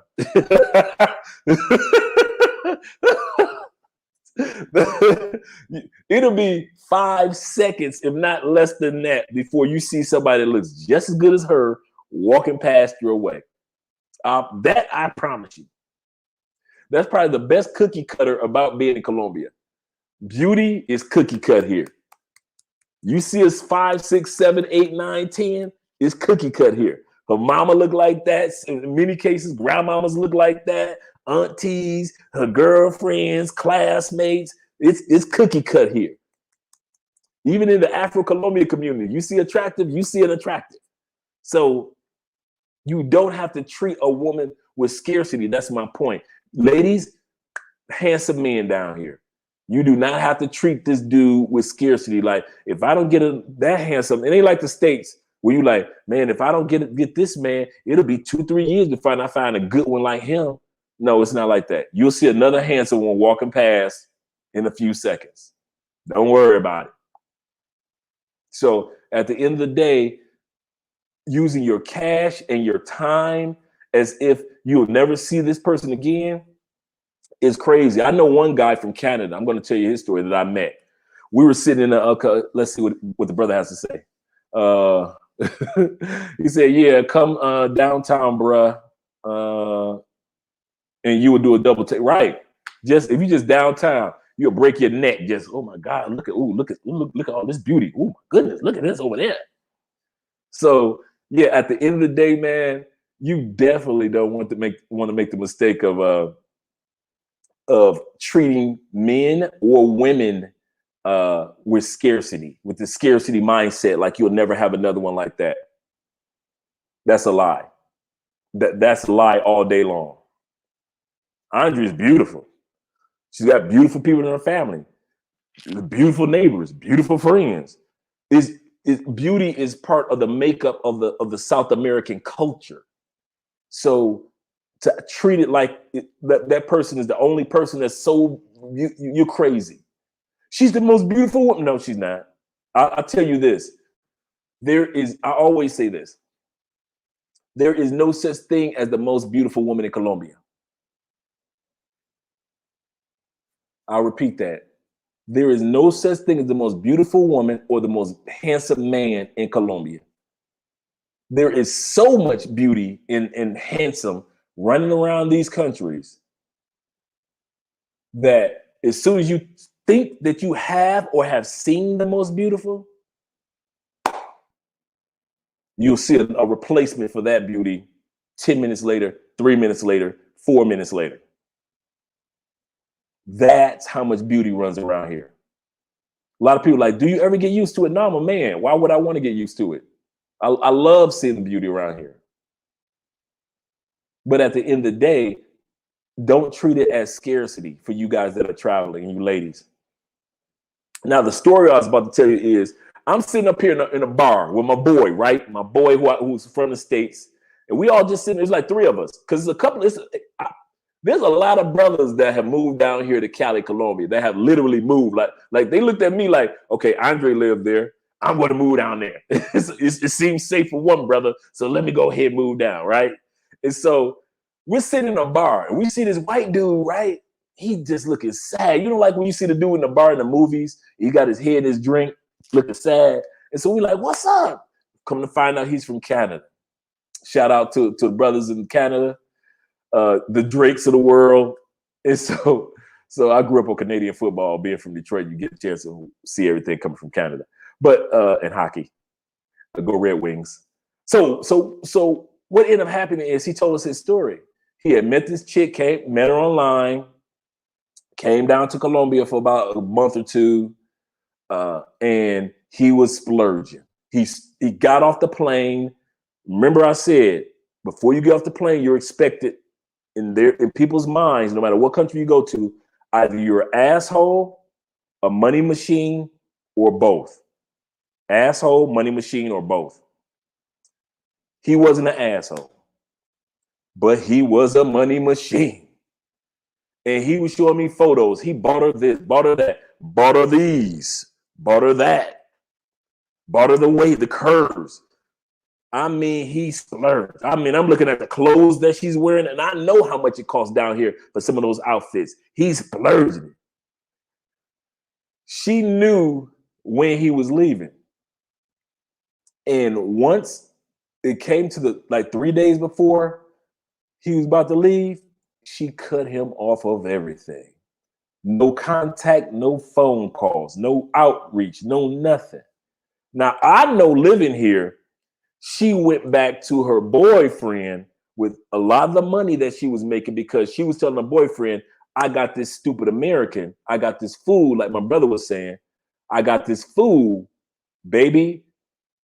Because Colombia is, I hate to say it's a cheating country. They cheat. Like, they cheat. Like they like, just don't bring her in my face. Don't bring him in my face.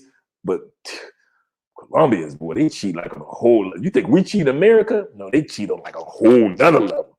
They have reason for they cheating. So you got this foolish American, foolish Canadian, and the female telling her man, listen, I'm going to be gone for a couple months, but when I come back, I'm coming back with money.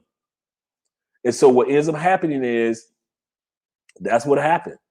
She came back to her man, new breasts, new waistline, new butt, and a purse full of money, a brand new purse, all at the expense of the Canadian dude. He's sitting up there heartbroken. I mean, the more he talking about, the tears start falling. And at the end of the day, you know, he looking like Keith Sweat. I think I want to go outside in the rain. It may sound crazy because he wants to hide the tears. That's how the tears are falling in his drink. And so, you know, after a while, you know, all the guys end up taking him to a brothel, you know, to help him ease his pain. But at the end of the day, and I didn't, of course, because I had to do some recording. But at the end of the day, they got some cool brothels down here, by the way, guys. If you just want to have some beers and drinks and just see some beautiful ladies. And some of you guys are into the beautiful ladies, cool. But, you know, me being married, I just kind of like hang out, get my eye candy on, and I'll take you to spots, but I really don't, you know, indulge. But so at the end of the day, don't be that guy. Don't be like that Canadian dude leading with your wallet. Some of you dudes, you come down here and you try to be like Maya said in the 80s. You ghetto superstars. You come to the slums or you hang out with broke chicks and you just splurge it. You got drinking head on top of the bar. I'm balling. You just a regular worker in the States. Who you think you fooling? You just a dude that so happened to save up your money and go on a trip to Thailand. You just a dude that made sure that you pinched a few pennies together and went to DR. You ain't nobody. You just a regular everyday dude. I'm a regular everyday dude. I make a little bit more than the average bear, but I'm a regular everyday dude. I don't walk around like I'm balling, man. I got it on lock. All that, you drawing attention, and all you're gonna do is have the chicks that want to drain your money come your way to drain your money. That's all you're doing. All right, dudes are always looking for drugs, not knowing the rules of the land. That's another thing. Dudes be asking me, "Hey, Dre, you know what that weed is?" No. I don't smoke. But if let's say I did know what a weed is. Being in another country, they don't have dispensaries, bruh. That means that we're getting weed on the side of the road from people that we don't know anything about. But you will sit up there and buy your weed and buy, because here in Colombia, it's kind of funny. I'm not putting the country down. This is what they do. You know, you can be walking down the street. You know how back in the day they had the cigarette girls that will walk up to you, cigar, cigarette lighter, cigar, cigarette lighter. They got people that actually walk up and down the street with like some type of drug. Like, you need a pill for this, Viagra for this, that, this. You need a pill for that. You need some weed. You need some this. You need some. And it's all like a little thing. And they just walking down the street and they just letting you know, hey, if you need this, you need that, do you need, and that's how they make their money. In our country, it's frowned upon, but we're not talking about in our country. And so And the locals don't, for the most part, they don't indulge, but they walk down the street with these little things for you tourists. Get it? The locals don't indulge, but you tourists do. So back to what he was saying, dudes are always looking for drugs, not knowing the rules of the land. You don't know what they got in their drugs. Stay away from drugs. But if you gotta do drugs, it's like a priority for you.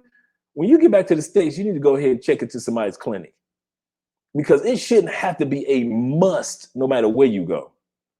Okay. But learn that you must learn the rules. You're right. Your passport does not make you bulletproof, as we learned with our brother Timothy Reed. Just because you have a passport, just because you have a red, white, and blue shirt on, that does not make you bulletproof. And it doesn't make you stupid proof.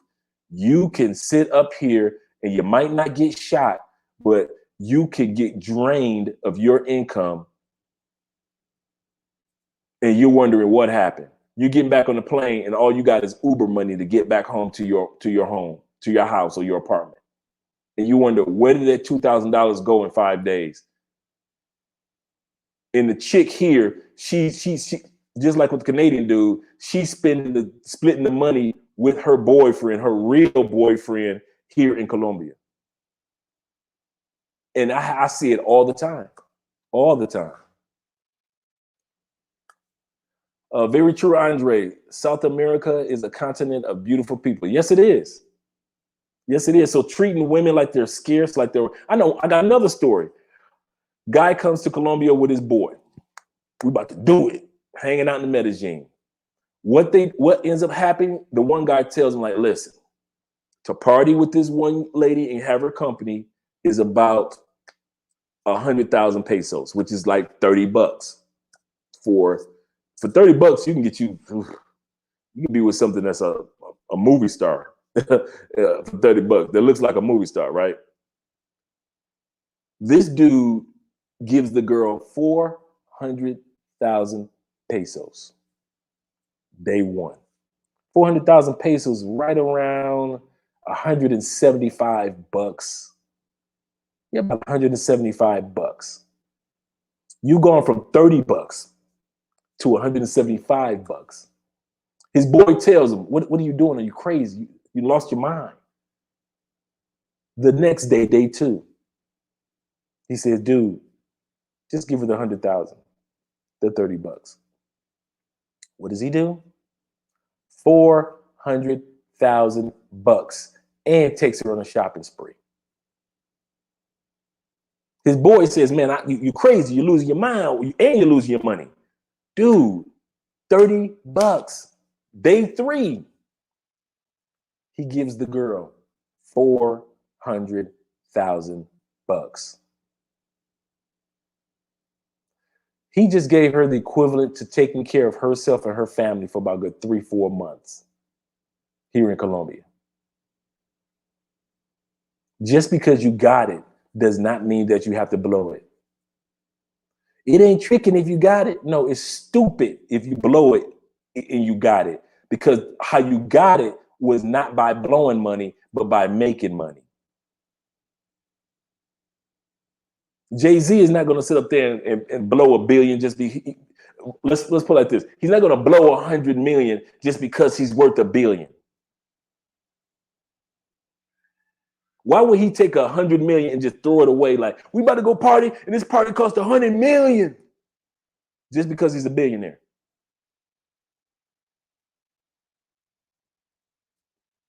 But guys do that all the time. And ladies, you do the same thing. You may not blow it the same way, but you do. You do. If you get caught up with one dude, and ladies, you're not like dudes. You're not sleeping around. But if you get that one dude, if he get a hold of you, that one island dude put them hooks in you, I'll pay for the drink. I'll pay for dinner. Don't worry about it. What are you doing? I'll pay for your taxi ride over here and your taxi ride home. How much you need for your mom? You don't have the money? I'll wire you the money. So don't laugh at the guys, ladies, because you do it quite. Ladies, you do it so much, they made a movie out it called Stella Got Her Groove Back. It was a best-selling book. You do it so much. When Terry McMillan wrote the book, it sold so much because it wasn't far-fetched for you to do that when you travel. The book sold so much, ladies, that they made the movie, and the movie was one of the top grossing movies because the story was not far-fetched to see a woman go to another location and splurge her money on a dude and then send for the dude. It wasn't far-fetched. That's how much you ladies do it. They ain't got no movies about us. They ain't got no best-selling books about dudes going to another. The most we got is 90 Day Fiance, where we can laugh on the television show. But they made best-selling movies and books about you ladies doing it. That's how often you all do it.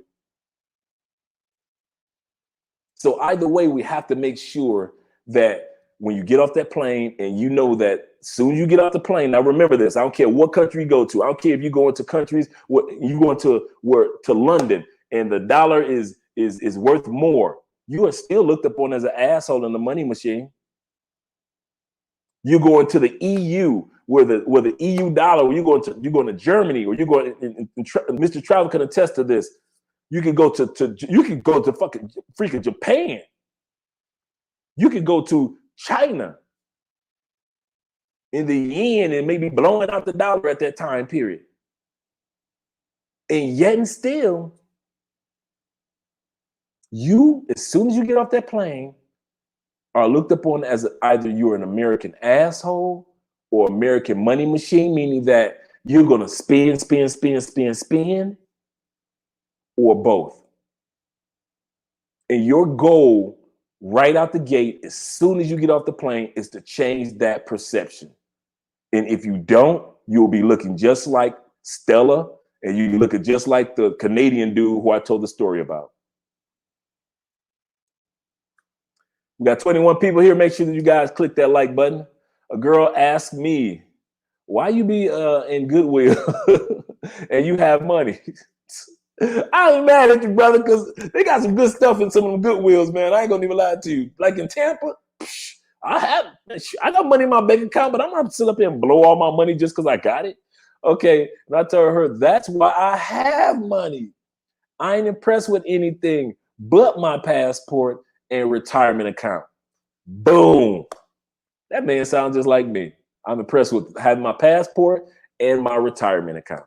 And if you watch our other channel, Mostly Money, as much as we talk about retirement and Social Security now, you understand the value and importance of having your retirement account set up. So you young guys, start investing now in your retirement, because they're talking about Social Security is going to run out for the most part by 2035. And they're actually pushing it up to 2031 because less people are working because of COVID-19. So less people are putting money into the trust fund of Social Security. Whether you realize it or not, when it comes to Social Security, you pay for the next generation. The generation that comes behind you pays for your Social Security. That's how Social Security works. You're not paying for your Social Security. So when you're thinking that I'm paying my FICA, and you're thinking that it comes out of your check and that's money towards you, no, you pay for the last generation. The last generation pay for the generation above, and the generation that comes behind you pays for your Social Security. And it works like that. That's how Social Security works. Well, if there's nobody in our generation helping because of COVID and lack of work, that aren't putting into the pool for this generation, the money is starting to go down faster and faster and faster because there's not that many people that are working as it was prior to COVID. That's what's hurting Social Security. So they're hoping that as soon as they get more people, the pool of money starts to go back up.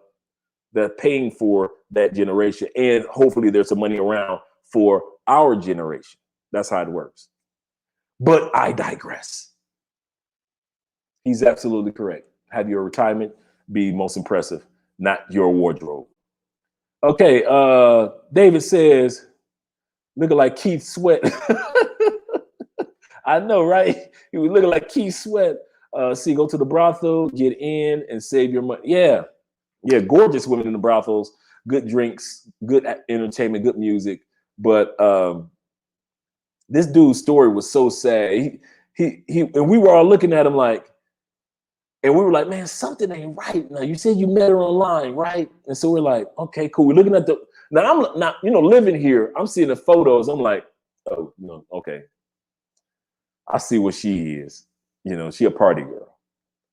And so he finally admit, I met her in a online, but she works in a brothel. And so all of us are like, oh, here's your mistake. You try to turn a hoe into a housewife. And the crazy part is he was there only a couple of months. He was there long enough for her to get all those surgeries, get all that money from him, get a whole new wardrobe. I ain't mad at her. Get your money, girl. If you found you a fool, I ain't mad at you. Get your hustle on. She found her a real fool coming out of Canada. Dre Darnell, my brother's in the building, man. Yeah, man. Y'all need to follow Darnell's channel as well, man. I was meant to call you the other day, man. I was thinking about you. I'm like, man, I ain't hear from Darnell, man. Darnell don't show the brother no love. You don't call your boy no more. Check in on your boy. Man, I know when I first came down here, man, you used to chop it up all the time. Now it's like, oh, I'm busy. I have no time to talk to Andre. I'm glad to see you here, brother. Good to see you, man. I'm trying, brother. Okay, let's see. Then the women come tear your stuff up. Yep. If you have a side chick. Yeah. Yeah. So it's crazy. It's crazy. They got side dudes down here too. They don't just have side chicks, they have side dudes. The ladies got side dudes. You're like, what? Are you serious? And it's rampant. Cheating is rampant down here. Okay, Vic says they will print trillions and rescue. So, yep, that's what's going to happen. They're going to have the Fed print money, make it seem like it's more than what it actually is. The value of the dollar will continue to drop. That's what makes Bitcoins and other Ethereum, other cryptocurrencies such a great investment right now, because there's a limited amount. Unlike the dollar, they just keep printing. And just like in Venezuela, you can print it, but its value gets lower and lower and lower because there's so much out there. It's just like you got the original Superman comic book, which is the most expensive comic book in the world, right? But if you print thousands of them,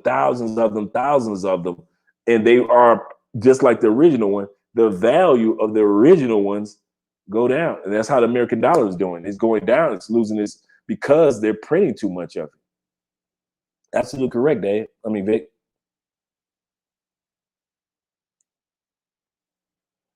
All right, guys. We've been on this live stream for a couple of hours. I'm going to get ready to let you guys go because, I got to record the other video for the other channel. We're going to be talking about retirement and some of the things that have to do with Social Security there, as well as individuals that are receiving their stimulus payments just this week. Some people just getting their stimulus payments this week. Okay, let's see. We got another comment. If you guys have any more comments or questions, I have any questions about any topic, I'm here to respond to them. A girl tried to set me up in Cuba. Like I said, he travels everywhere. And she said, I'll leave first and then you meet me outside so the cameras don't see us leaving together. Whatever. So I went home alone that night. Yeah, I'm going to leave her alone too. Yeah. F that. I ain't no cat worth all that. Ain't no cat worth all that. Yes. Now, Mr. Travel travels so much, he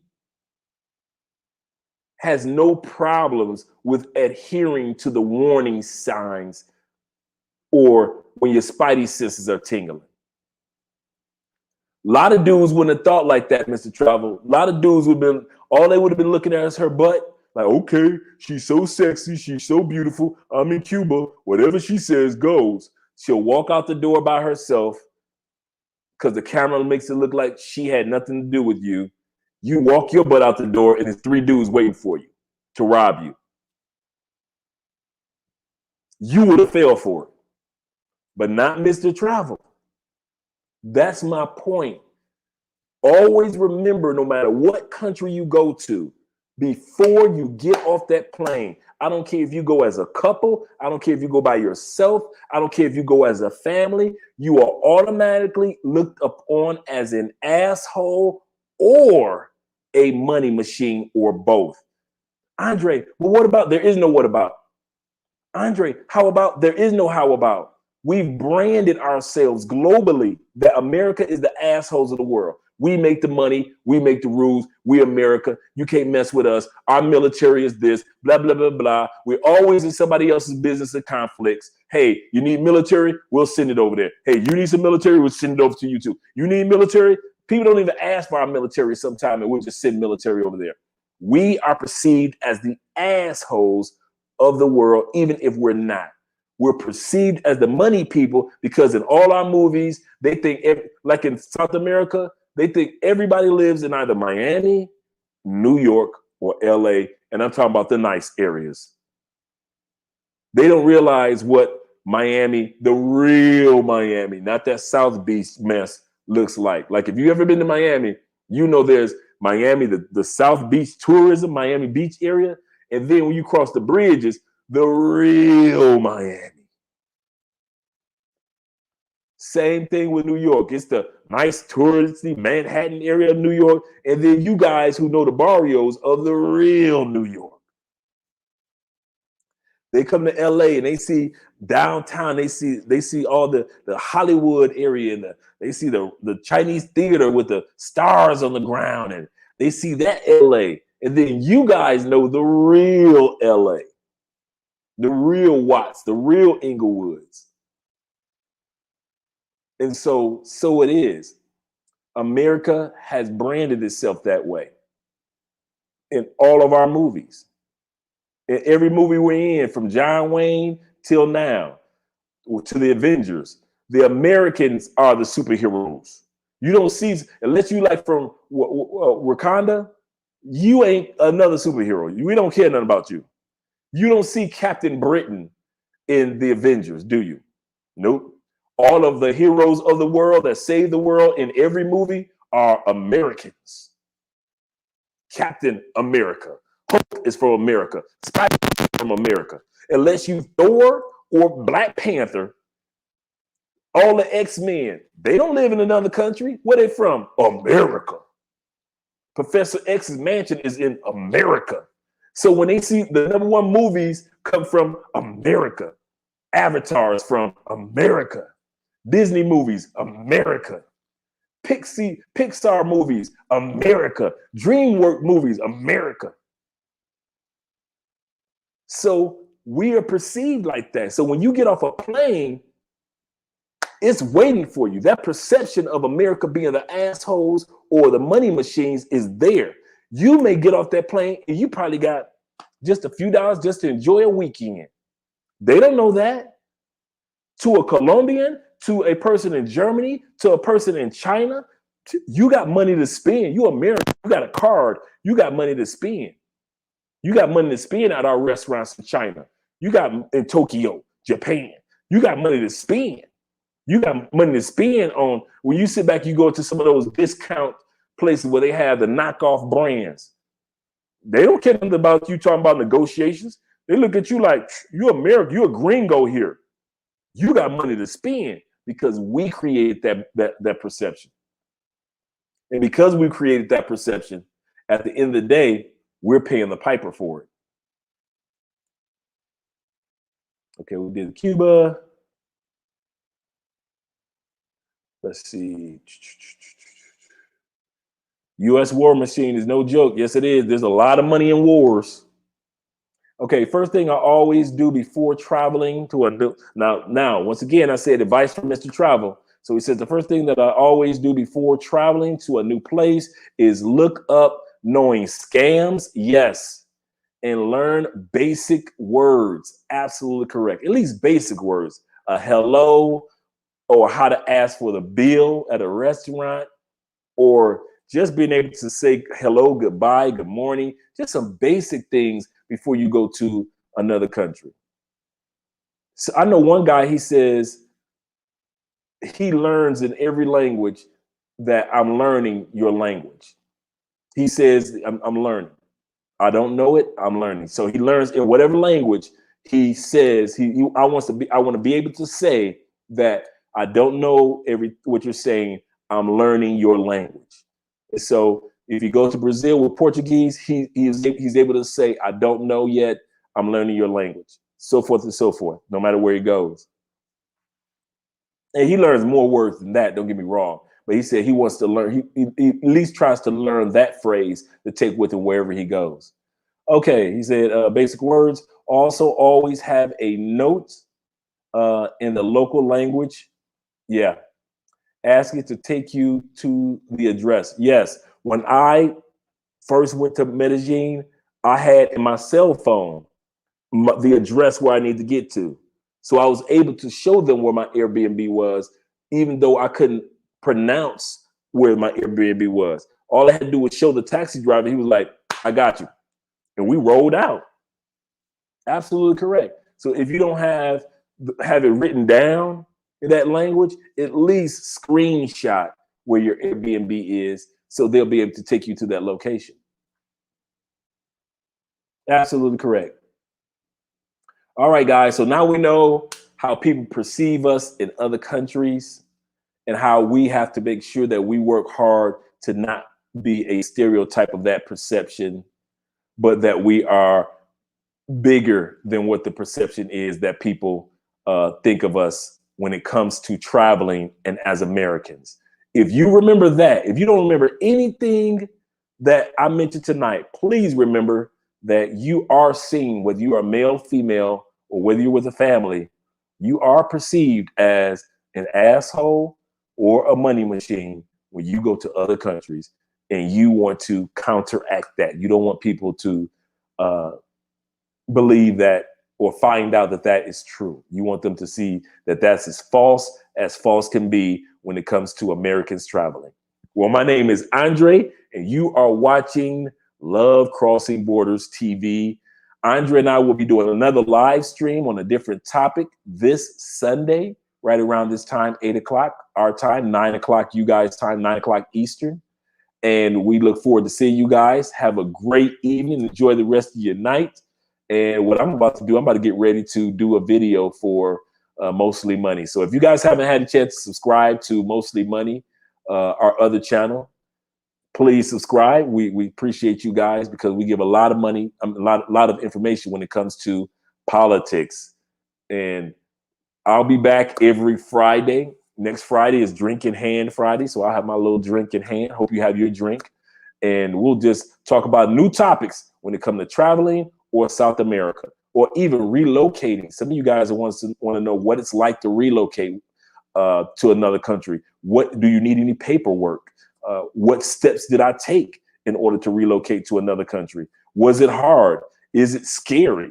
So we'll be talking about that next week on Love Crossing Borders on Friday edition. So I'll be doing every Friday since we are going to really start focusing on this channel. And we're going to be dropping regular travel videos several times throughout the week. So you want to definitely make sure that you continue to subscribe to this channel. All right, guys, have a great night. And enjoy the show, brother. Enjoy the fact that you guys came in. We had 22 people so far that are still here. Make sure that you click that like button. I appreciate you guys. Have a great evening. I'm out of here.